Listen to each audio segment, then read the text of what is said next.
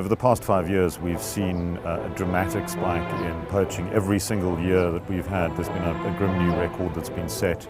It's an illegal multi-billion-dollar trade that relies on a sophisticated global supply chain to cross borders and continents. It's a criminal network. I moved out from the road, they started shooting, I took a cover.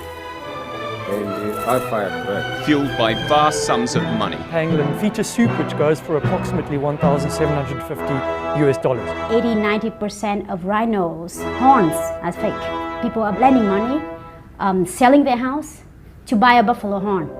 It can go up to 100,000 USD for a kilogram. It's rallied an army of activist celebrities, with senior politicians now pushing big business to clamp down on high-speed trade routes. There are things that can really be done by people, from operating cruise ships to airlines to moving containers.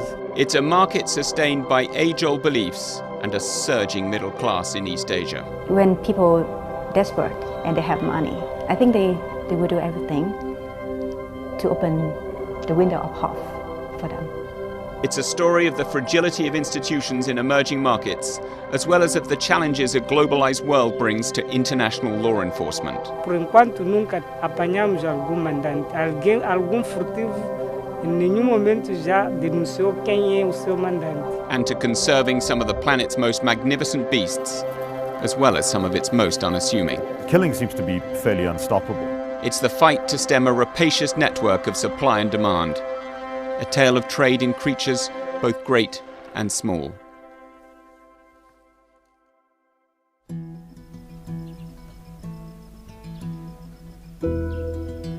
Kruger National Park, South Africa. Home to some of the planet's most noble and most endangered species. But this is also a battleground. The front line of a war on a global illegal trade in rhinoceros horn that sources its rare and protected products in this bush with the aim of delivering its goods to buyers thousands of miles away. This rusty wire fence is the frontier between South Africa and Mozambique. In recent decades, thousands of people have poured across it every year in search of a better life here in South Africa. But in the last few years, some of the people coming have been plying a far deadlier trade.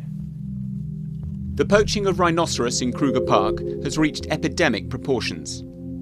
In 2007, just 13 rhinos were killed in South Africa. But such is the demand now that last year the number rose to 1,215, nearly 5% of the global rhinoceros population. There are 5 species of rhinoceros. The largest and most numerous, the white rhinoceros, is the biggest of all land animals after the elephant. Its habitat, along with its close relative, the more aggressive black rhinoceros, ranges from central to southern Africa, but its prime sanctuary in the last century has been in South Africa, where 90% of black and white rhinoceroses are to be found. Rhinoceros horn is extremely valuable, commanding prices up to $100,000 per kilogram on the black market, more even than gold. Such demand has led to a second slaughter of an animal that's roamed the planet for millions of years. From the 60s to the 90s, as demand soared in increasingly prosperous parts of Asia, relentless poaching reduced the population of black rhinoceroses from an estimated 100,000 in 1960 to about 2,400 in the early 90s. Since 2008, after a 15-year lull, rhinoceroses are again under attack.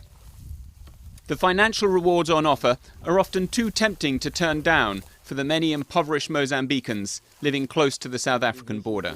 Tracking suspicious footprints such as this is one of the most effective methods park rangers use to follow and catch the poachers who are willing to risk their lives for a rhinoceros horn. You have entrenched poverty in rural communities in Mozambique, where many of the poachers are recruited. Also in communities around national parks that have traditionally been excluded from national parks and historically excluded from national parks. Very easy recruiting grounds. The money is ultimately at the key. You know, you have poaching gangs being paid anywhere between 20,000 Rand, 60,000, I've heard figures up to 100,000 to go in as a gang and carry out a poaching incident. Poachers travel from towns such as Magude, some 60 kilometers from the South African border. They're hired by middlemen from disparate networks who travel to these rural communities with vast amounts of cash to offer the willing foot soldiers. The incoming wealth is on display in new villas with satellite dishes and foreign cars, springing up in recent years alongside the more traditional village infrastructure. The poachers travel by night, on foot and at speed into South Africa.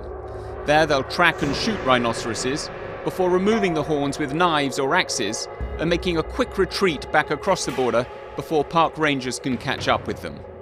Up to a dozen gangs are believed to be operating in the park at any one time, with incursions increasingly taking place across the park's western border from poachers based in South Africa.